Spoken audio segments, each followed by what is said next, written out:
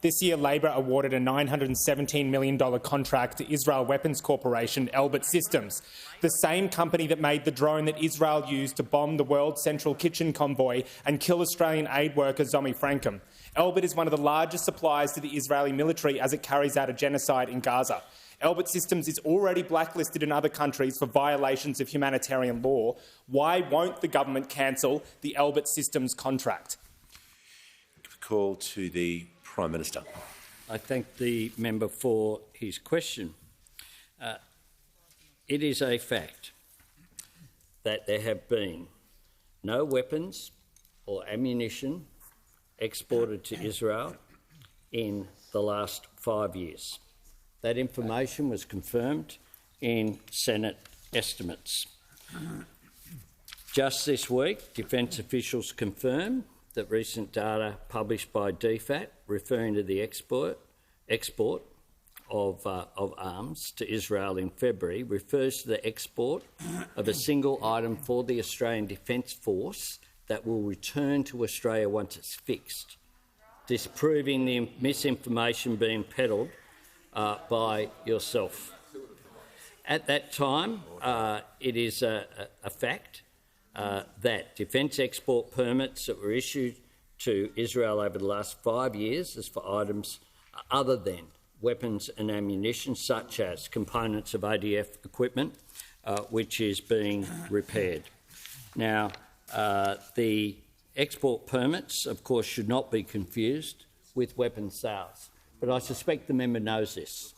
I suspect the member knows this. Order. Because... Order. The Prime Minister will pause. The member for Griffith on a point of order. Thanks, Speaker. On relevance, the Prime Minister was asked specifically about the Elbit Systems contract, the $917 million one that this government has awarded, and they have not mentioned. He has not mentioned it once. Not once. His answer is not relevant to the question. Resume your seat. Order. Just want to hear from the Leader of the House. Point of order. The misinformation actually continues in the point of order. The question was much broader than that and was asked on television. People heard the question was much broader than that, and the Prime Minister is being relevant. I can appreciate that the member for Griffith would like a specific part or part of the question answered, but under the standing orders, the Prime Minister needs to be directly relevant. He is talking about the relevant topic, and under the standing orders he has been direct, so he is in order.